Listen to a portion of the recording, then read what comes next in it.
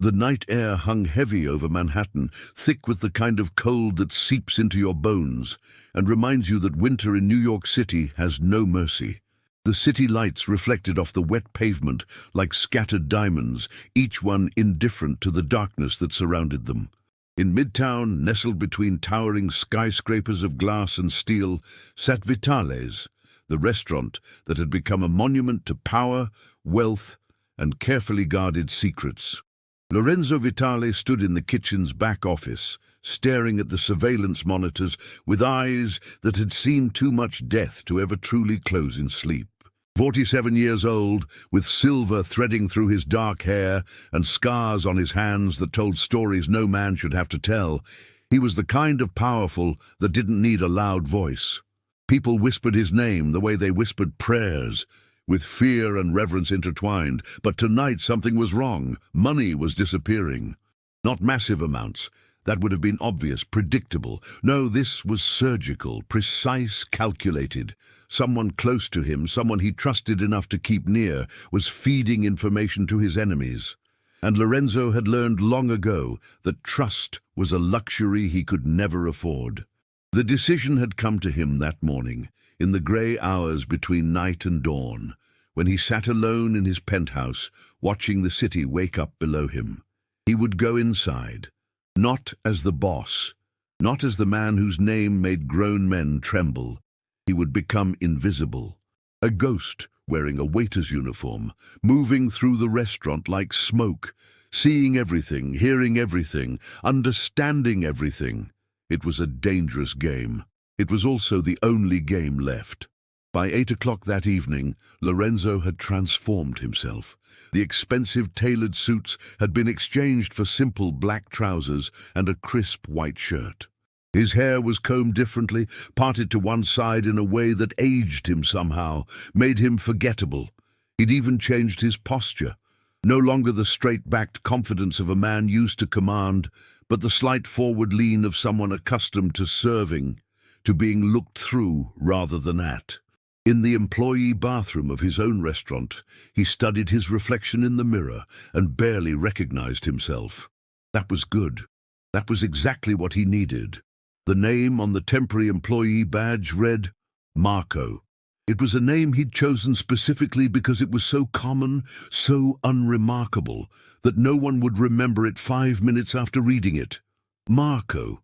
One of 1,000 Marcos in New York City, one of 1,000,000 across the country. The restaurant hummed with the energy of a Friday night, the kind of energy that only happened when wealth and power congregated in one space. The tables were full of men and women who measured their worth in zeros and influence, who spoke in the kind of code that only the initiated could decipher. Waiters moved between them like trained dancers, each gesture perfected through years of practice. And in the center of it all, moving through the crowd with calculated casualness, was Marco. Or so everyone thought. Lorenzo's senses had been honed by decades of survival. He noticed everything, the way Tony Moretti, his accountant for 15 years, kept glancing toward the kitchen. The way Michael Russo, supposedly his most loyal lieutenant, took phone calls that he ended abruptly whenever anyone approached. The way certain conversations stopped when certain people walked by, only to resume once the moment had passed. The pieces were scattered across the room like a puzzle waiting to be solved. And Lorenzo, moving silently between tables with bottles of wine and plates of risotto, was collecting every single piece. But it was near the end of the evening, around 11 o'clock, when everything changed. The restaurant manager approached the bar, where Lorenzo was pretending to arrange wine glasses. The manager was nervous. Lorenzo could see it in the way his fingers tapped against his thigh, in the tightness around his eyes. Something was happening. Something unexpected. A new performer was arriving. A singer. Some young woman who'd been hired just last week to perform on Friday and Saturday nights. The manager was explaining this to the staff, mentioning that she was talented, that she had just moved to the city, that she came highly recommended by someone in the business. Lorenzo didn't think much of it at first. Entertainment at the restaurant was nothing unusual. They'd had singers before, pianists, jazz trios. It was part of the ambiance, part of the experience that kept wealthy clients coming back. But then, as the night deepened and the crowd began to settle into that mellow space between intoxication and exhaustion, the lights dimmed. A single spotlight illuminated the small stage at the far end of the dining room, and she walked out. Even from across the room, even disguised as a waiter, even with decades of practice control, Lorenzo felt something shift inside his chest. It was a physical sensation, like the moment before an earthquake, when the ground holds its breath and everything waits to break.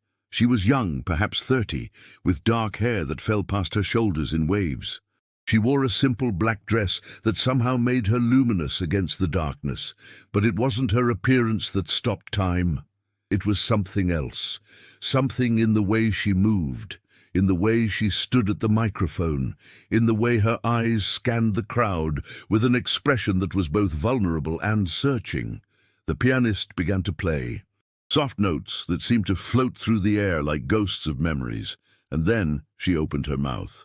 Her voice was extraordinary, not in the way of trained opera singers or pop stars perfected through studio production. No, her voice was extraordinary in the way that only authentic human pain could be. It carried stories in its tremor, it held longing in its resonance. It whispered of loss and longing, and all the things that can never be taken back. The entire restaurant fell silent. Even the waiters stopped moving. Even the conversations that had been ongoing all evening simply ceased, as if the world had paused to listen to this one woman sing. And as the first song progressed, Lorenzo felt his hands begin to shake. He gripped the edge of the bar to steady himself, suddenly grateful for his disguise, grateful that no one could see the expression on his face, because his face was betraying him. His carefully constructed mask was cracking. There was something familiar in that voice, something that reached back through years and distance and all the things he'd done to make himself into the man he was. Something that pulled at memories he'd buried so deep that he'd convinced himself they were dead. The song was haunting, a ballad about love lost and roads not taken, about the courage it takes to let someone go and the cowardice it takes to stay away. The woman's eyes were closed as she sang, and tears were running silently down her cheeks. She sang like she understood every word she was singing, like she lived inside this song. And then came the bridge. The music shifted. Her voice dropped lower, more intimate. And between verses, she leaned closer to the microphone, her voice no longer a song, but something like a confession, something like a prayer. "I forgive you, Lorenzo." The words hung in the air, suspended in the space between heartbeats. No one else seemed to have registered them. The other patrons continued to listen to the song, unmoved, unaware that anything significant had been said. The waiters continued their work. The bartender continued his business, but Lorenzo had stopped breathing. No one knew his real name. Not the staff. Not the people in the restaurant. No one. Only the inner circle knew that he was Lorenzo Vitale. And even among them, no one was supposed to know where he was tonight. No one was supposed to know that he was standing in his own restaurant, disguised, listening. And yet she had said his name. The song continued, but Lorenzo was no longer listening to the words. He was listening to the voice itself, searching through it, like searching through old photographs, looking for proof of something he was almost afraid to find. Because if what he suspected was true, then everything he'd done for the past 12 years had been a lie. Everything he'd built to protect someone had been the cruelest betrayal. When the song ended, the applause was immediate and enthusiastic. People rose to their feet. The woman bowed, her dark hair falling forward to hide her face. And when she looked up, her eyes swept across the crowd with that same searching quality. For just a moment her gaze seemed to linger on the bar, on the place where he stood. Then she turned and walked off the stage. The spell broke. The restaurant exhaled. Conversations resumed. The moment passed and the night returned to its normal rhythm. But Lorenzo was no longer present in that moment. He was somewhere else entirely. Somewhere 12 years in the past. 12 years ago he had been a different man. Not better, but different. He had still been capable of believing in things beyond power and control. He had still been someone who could want something other than dominance. He had still been capable of love. Her name had been Clara Benedetti. She'd been a university student then, studying music theory, living in a small apartment in the East Village, with 2 roommates and dreams so large they seemed to defy physics. He'd met her at a gallery opening, of all places, one of those events he attended for the sake of appearances, for the sake of maintaining the veneer of legitimacy that men like him required. She'd been standing in front of a painting, tilted her head to one side, clearly trying to understand something about it that the rest of the world might have missed. She was so focused on the canvas that she didn't notice when he approached her. He'd asked her what she was looking at, and she'd answered with the kind of honesty that wealthy people usually paid therapists to generate artificially. "I don't know," she'd said, "but I like it because I don't know." He should have walked away right then. He should have recognized the danger immediately. A woman like that, so open, so genuine, so fundamentally incapable of the kind of calculated coldness that his world required. She was poison to someone like him. She was a threat to everything he'd built. But he hadn't walked away. Instead, he'd stayed and talked to her for the rest of the evening. And in the following weeks, he'd found himself doing things he'd never done before. He'd taken her to concerts. He'd listened to her sing in small clubs, really listened, not as a man evaluating a performance, but as a man who believed he was witnessing something sacred. He'd even told her things, real things, things about his childhood, about the violence that had made him, about the weight of the world he carried on his shoulders. She had listened the way very few people listen, not seeking to change him or fix him, but simply accepting the darkness within him as part of a larger whole. And for a brief moment in time, he had believed that perhaps he could have both. Both the empire he'd built and the love she offered. Both the power and the tenderness. Both the ruthlessness and the humanity. It was naive. It was stupid. But for those months, he had been both. The beginning of the end came on a cold night in January, 12 years ago. There had been a war within the families, a dispute over territory, over respect, over the intricate code of power that governed men like him. A rival family, the Caponellis, had made a move against his territory, and in response, Lorenzo had done what needed to be done. He had orchestrated something that involved violence, betrayal, and the kind of strategic thinking that had kept him alive this long. The problem was that Clara had a cousin, a young man named Anthony, who was tangentially involved with the Caponelli family through his girlfriend's father. Nothing serious, nothing that would have mattered in normal circumstances. But in the world Lorenzo inhabited, there were no normal circumstances. There were only consequences. When the conflict reached its bloody conclusion, Anthony Benedetti was one of those consequences. Lorenzo had not meant for Clara to be involved. He had not wanted her to suffer, but he had learned long ago that wanting things did not change their outcome. Reality was indifferent to hope. He remembered the day she found out. She had called him, her voice shaking, asking him if he knew anything about what had happened to Anthony. And in that moment, Lorenzo had made a choice that he'd carried with him every single day since. He had told her the truth. He had taken her to the only place they could speak freely, an abandoned warehouse near the docks. And there, surrounded by the detritus of forgotten lives, he had explained to her exactly what he was. Not the romanticized version of a powerful man that she had allowed herself to believe, but the reality, the blood on his hands, the families destroyed by his decisions, the way that being close to him was essentially a death sentence for anyone he cared about. She had wept. He remembered that. The sound of her crying in that empty space had seemed to echo forever. But more than the crying, he remembered the moment when she had stopped and looked at him with an expression that was somehow worse than rage. It was understanding. It was the moment when she truly saw him, when she stripped away every delusion they'd both been maintaining and looked directly at the void inside him.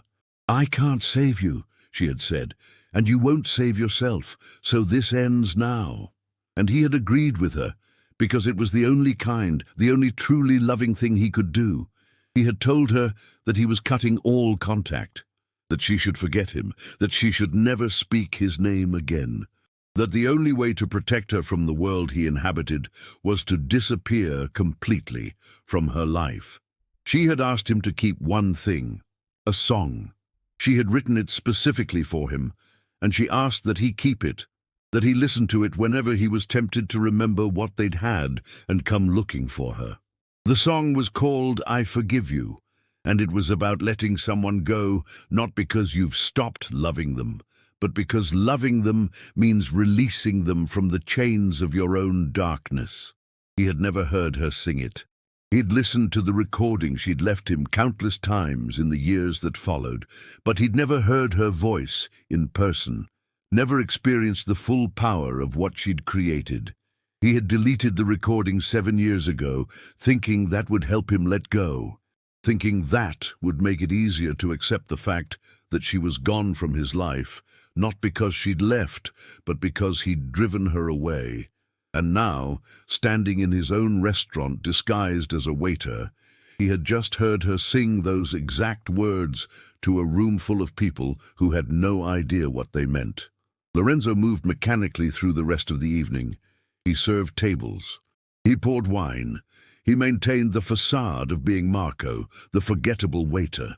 But he was operating on autopilot now, a well-trained machine that needed no conscious thought. His real attention was fixed on the backstage area, waiting for the moment when Clara would leave the stage. Around midnight, the crowd began to thin. The restaurant reached that peculiar state between night and early morning, when even the wealthy and powerful eventually succumbed to the need for sleep. The final patrons paid their bills. The waiters began their closing routines. And Clara emerged from backstage, still wearing the black dress, but now carrying a simple leather jacket draped over her arm. Lorenzo made his decision instantly. There was no thought involved, no strategic consideration. His body simply moved, following her toward the back exit of the restaurant, toward the alley that opened onto the street beyond. She didn't see him at first. She was walking with her head slightly bowed, lost in thought, the kind of exhaustion that comes from pouring your entire soul into a performance. The alley was dark, lit only by the distant glow of the city beyond it. Her footsteps echoed off the brick walls of the buildings that surrounded them on both sides. It was only when he spoke her name that she stopped. Not Lorenzo, just her name, Clara. She turned, and in the moment before recognition dawned, her face was blank. Just a young woman confronted by a stranger in a dark alley late at night, the universal fear of every woman in every city. Her hand moved reflexively to the pepper spray she kept on her keychain, and then her eyes widened. "No," she said. It wasn't a question. It was a denial, a refusal to believe what her eyes were telling her. "You're not—" He pulled off the waiter's uniform, the fake identification, the disguise that had allowed him to become invisible. Underneath was Lorenzo Vitale, unchanged in the ways that truly mattered. The scar on his left temple, the way he held his shoulders, the particular darkness in his eyes that came from having made peace with damnation. She took a step backward, and then another. Her face cycled through emotions so rapidly that it was hard to track them all. Shock, anger, longing, fear, hope, and underneath all of it, something that looked like sorrow, so profound that it seemed almost geological, like a canyon carved over thousands of years of weathering. "You said you wouldn't come back," she said. Her voice was steady, but her hands were shaking. "You promised me you wouldn't come back." The years fell away. In his mind, Lorenzo was not 47 years old in a dark alley in Manhattan. He was 35, in a warehouse by the docks, holding the hand of a woman he loved, and destroying his own chance at happiness by doing so. The memory was so vivid that he could almost smell the rust and salt water. He could almost feel the way her tears had fallen onto his hands. "I didn't come here for you," he said. The lie came automatically. It was always easier to lie. "I came to find a thief. Someone stealing from my business." "A thief," she repeated. Something flickered in her expression. Was it disappointment, relief, both? "And yet you followed me into an alley." He had no response to this. Because she was right. The moment he heard his name, the moment he understood that it was her, he should have walked away. He should have maintained his cover, finished his investigation, and disappeared back into the night as completely as he had disappeared from her life. Instead, he was here. "I didn't know you were in the city," he said. It was the first true thing he'd said since they'd started this conversation. "I moved back 3 months ago," Clara said. "I tried to be invisible about it. I didn't want to run into you. I didn't want to have to think about you ever again. I built a life without you, Lorenzo. I went to Europe for 5 years. I traveled, I performed, I lived, I healed. And I accepted that you were gone from my life, and that I had to be okay with that." She was crying now, but her voice remained steady. She was stronger than she had been 12 years ago. The woman before him now was not the fragile university student who had wept in the warehouse. She was someone who had been broken and had rebuilt herself with careful, deliberate intention. "But then I needed a job," she continued. "My visa situation was complicated, and the restaurant needed a singer on short notice. I didn't know the restaurant belonged to you. Not until I started researching the owner to see if the place was legitimate. And when I found out—" She paused, searching for words. "When I found out, I thought about leaving. I thought about finding another job, another way forward. But I was tired of running from you. I was tired of letting you dictate the terms of my life, even from a distance." "So you sang my name in front of 50 people, Lorenzo said. "I sang the only song that mattered," Clara corrected, "and I sang it for me, not for you. I needed to say those words out loud. I needed to forgive you in a way that was real, that was witnessed, that could never be taken back. I needed to release you from the power you've had over my life since the day we met." She turned to leave. It was that moment, the moment when she turned away from him, when she walked toward the street, toward the life she had built without him, that Lorenzo finally understood the magnitude of what he had lost. Not lost to circumstance, not lost to chance, but lost because he had chosen to lose it. He had chosen his empire over her. He had chosen power over love. And in making that choice, he had not saved her. He had merely ensured that both of them would spend the rest of their lives existing in a state of exile from the one person who had ever truly known them. She was at the edge of the alley now, where the light from the street was beginning to touch her. Just a few more steps, and she would be gone. Back into the life she'd built. Back into the careful distance she'd established between herself and the man he was. And that was when the sirens started. In the distance, moving through the city like a predator, the sound of multiple police vehicles, converging on the restaurant, converging on this location. Lorenzo's mind worked through the implications instantly. His enemies had made a move. They had called in the authorities. The restaurant was being raided. Everything he'd built, everything he'd created to insulate himself and his operation was collapsing in real time.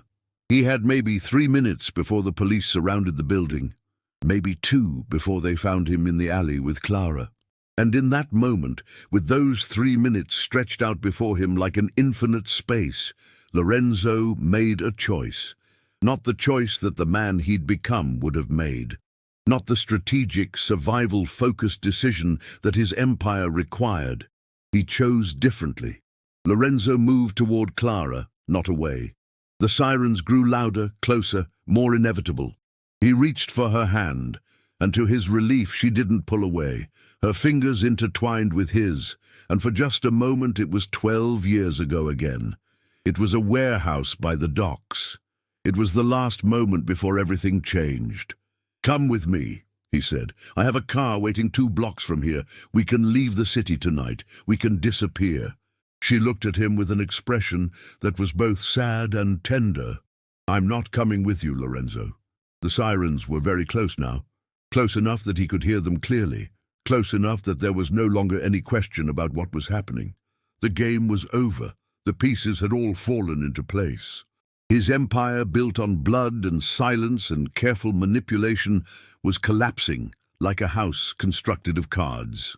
"Then what do I do?" he asked. It was a desperate question. It was also the first genuine question he'd asked anyone in over a decade. "You surrender," Clara said simply, "to the police, to justice, to the possibility that you might still become something other than what you've been." "If I do that, I'm finished. Everything I built was built on the suffering of others," Clara interrupted. "You know this. You've always known this. And you've lived with that knowledge by burying it so deep that you could pretend it didn't exist. But it existed. All those families destroyed. All those lives ruined. All that pain you caused. It was real." The police cars were turning onto the street now. He could hear their tires on the pavement, could see the red and blue lights beginning to cast their glow over the buildings around them. "I did it all to protect you," Lorenzo said. The words felt like a confession, like something being dragged up from the deepest part of his being, kicking and screaming into the light. "I know you did," Clara said, and her voice held so much compassion that it almost broke him. "And it worked. You did protect me. You loved me enough to let me go, and I've spent 12 years learning to live with that sacrifice. Now it's your turn to learn something. Now it's your turn to understand that love sometimes means choosing the hard path. Sometimes it means accepting consequences instead of running from them." The first police car rounded the corner. Within seconds, the alley would be flooded with light and uniforms and the machinery of justice. Lorenzo looked at Clara one last time. He looked at her the way a man might look at a portrait of a life he could have lived if he had been different, if he had chosen differently, if he had been strong enough to walk away from power when he still had the chance. "I'm sorry," he said, and he meant it in a way he'd never meant anything before. "I know," she replied, and then the light came. The alley flooded with red and blue, blinding and cold and final. The police emerged from their vehicles with practiced efficiency, weapons drawn, voices shouting orders. The era of Lorenzo Vitale was ending, not with violence, but with surrender.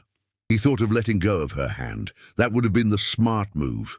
That would have given her distance, plausible deniability, a way to claim she'd had nothing to do with any of it. But he didn't let go. Instead, he held her hand just a moment longer, imprinting the feeling of her skin against his into his memory, so that no matter what came next, he would always remember this. The moment when he chose connection over dominance, love over power, truth over the elaborate lie he'd been living.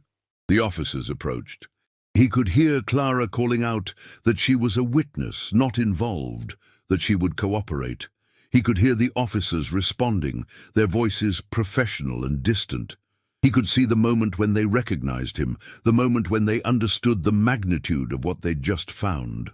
And as they placed the handcuffs on his wrists, as they read him his rights in the cold early morning air, as the night dissolved into the grey light that precedes dawn, Lorenzo Vitale was finally, truly visible.